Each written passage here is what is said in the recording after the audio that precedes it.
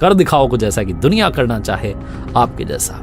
नमस्ते दोस्तों, मैं हूं आरजे कार्तिक। एक सज्जन एक रेलवे स्टेशन पर प्लेटफॉर्म पर इंतजार कर रहे थे अपनी ट्रेन का। उनकी ट्रेन उस दिन देरी से चल रही थी।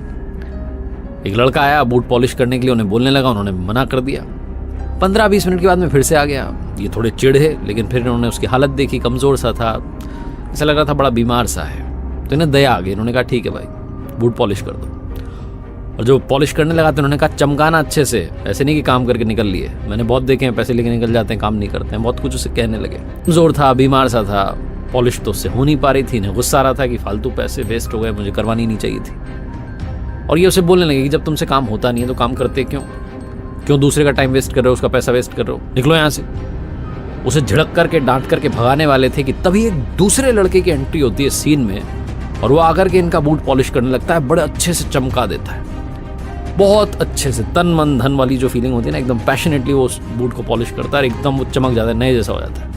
ये बड़े खुश हो जाते हैं। उन्होंने कहा वाह, ये हुई ना बात। अब इनके सामने पैसे देने की बात थी, और जब पैसे देने की बात आती है तो देखते हैं दो लड़के बैठे, सोचने लगते हैं पैसे किसे दूं। बात तो इससे हुई थी जो कमजोर सा दिख रहा है, लेकिन काम इसने किया है। तो काम जिसने किया है, इन्होंने उसको पैसे दे दिया। फिर इनके अंदर से आवाज आई कि हाँ, ये सही किया तुमने। लेकिन जिसे इन्होंने पैसे दिए, जिसने काम किया, उस लड़के ने वो पैसे अपने दोस्त को दे दिए जो कमजोर सा था, बीमार था। उसकी पीठ थपथपाई, उससे कहा जाओ किसी और को ढूंढो। आने लगा, ये वाला लड़का भी जाने लगा। तब इंसाफ से रहा नहीं गया, इन्होंने उसे बुलाया कि इधर आ भाई, बूट तुमने पॉलिश की, बड़े अच्छे से पॉलिश की, मजा आया, नए जैसे दिख रहे हैं। काम तुम्हारा था, मेहनत तुम्हारी थी, तुमने पैसे उसे क्यों दिए?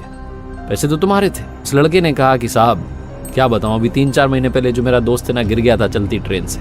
इसके हाथ पैर टूट गए थे, बीमार है तब से, लेकिन स्वाभिमानी है साहब, भीख नहीं मांगना चाहता। इसके घर में बूढ़ी माँ है, बहनें हैं, खर्चा चलाना है, इसलिए आ जाता है सुबह सुबह बूट पॉलिश करने के लिए। हमने इसे समझाया मत कर, लेकिन मान नहीं रहा है। हमारा बूट पॉलिश करने वालों का एक ग्रुप है सर, उसमें जो एक अंकल हैं, बूढ़े चाचा हैं, वो हमें समझाते हैं, सिखाते हैं अच्छी बातें। वो अच्छी बातें सुन के आते हैं, हमें सुनाते हैं, कहते हैं कि सुनो, हम सबको मिल करके इस कमज़ोर वाले लड़के का ख्याल रखना है। ये बीमार हो गया है, इसकी मदद करनी है। जहाँ कहीं देखो ये पॉलिश कर रहा है, तुम भी पहुँच जाओ और इसकी जगह पर तुम पॉलिश कर दो, पैसे इसको दे दो। ये शिक्षा उन्होंने हमें दी है, और तब से हम सब यही कर रहे हैं।